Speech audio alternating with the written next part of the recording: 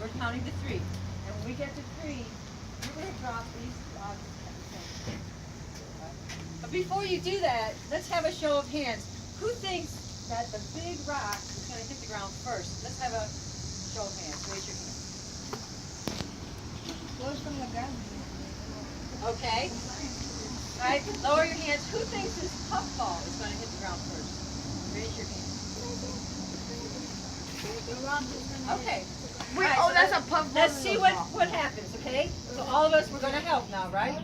Ready? 1, 2, 3. It's kind of the same time.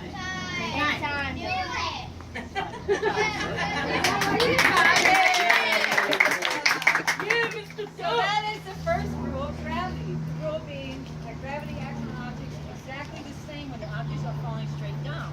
And it hits 32.2 feet per second. All right? That's the gravity rule. So gravity is one part of how water wheels work, but that's not the only one. So let's look at some others. Water wheels also have to do with force. Okay, so to see force, could I have someone please turn on the hose? And are there any older Boy Scouts here? No, Boy Scout. Okay. Oh, Boy Scout. Oh, Boy Scout. Oh, no, keep it on. Turn it on. Keep it on. Okay, so this is force. You have the force of the flowing water. The flowing water is striking the wheel and making it turn. So the mass is the water, and the force is the movement of the water. And so this is the formula. Force equals mass, which is the water, times movement, which is acceleration. Okay, and that's how water wheels work. Water wheels take force, and they use the force of flowing water or free-flowing water to drive machinery. But let's look more deeply into this, okay? We're going to look more deeply into this equation. So, one part of mass, we're going to look first at the mass side of it. One part of mass is that if you increase the mass, you're going to see something happen. So let's look at that. Be quiet.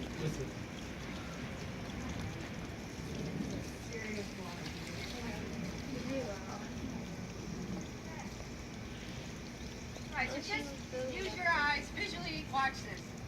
Tell me if you notice a difference.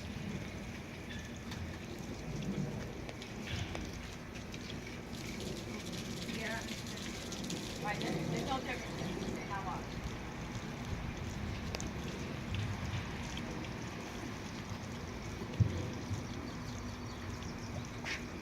Mass, I'm using 2, increasing my mass.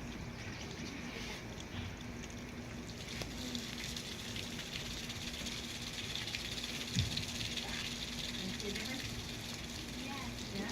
Yeah. What do you see? It's going that way? No, because I was turning that way, but it went the same way. You see it going faster. Okay, so when the wheel rotates more, when it goes around faster, it's doing more work. So that means that there's more force and it's able to do more work. So one way that engineers use to increase their force to make those wheels go real fast and do a lot of products is to make sure they had a lot of water from the rivers. So they wanted strong rivers. Okay? But let's look at the other side of this, which is acceleration. See, unlike in the air, where gravity just falls straight down, gravity is 32.2 feet per second. But when it's in the river, it's behaving differently because the river is horizontal.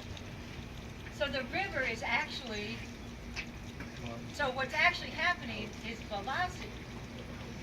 Okay? And velocity is gravity, which we already know about, times time. Time is a big part of it. And let me demonstrate time. Let's keep that going because that's nice and work. Let's look at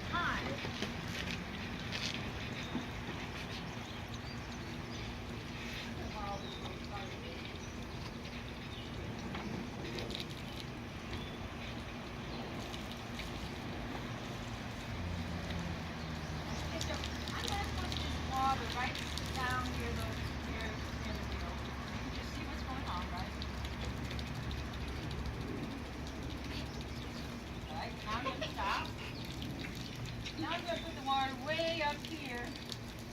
Actually, if I could have that stupid.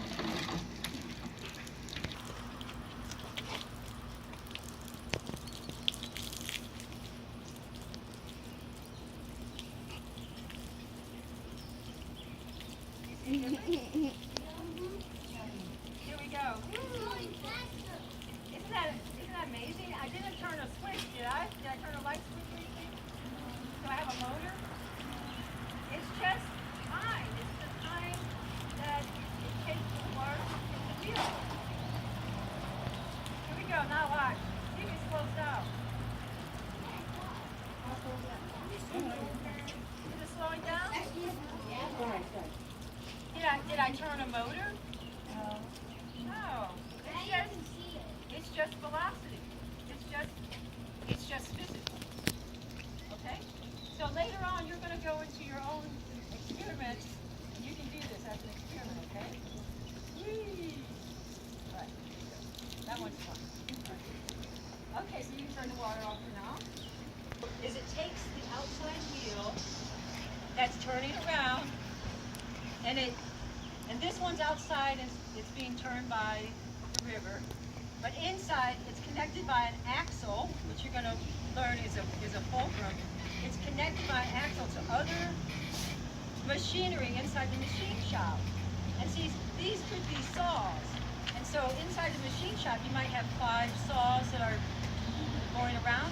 And so you can put lumber under those saws, and you can be chopping up lumber for wood. And one of the benefits of water wheels back in the 1800s, particularly in Harper's Ferry, which was Virginia back then, is you could all of a sudden afford to buy lumber. You could afford to buy wood.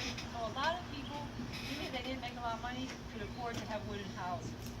So water wheels helped benefit society by allowing people to have a lot more things. Okay? Anyway, so with that in mind, we're going to now turn it over to Tricia, and we're going to break into our station.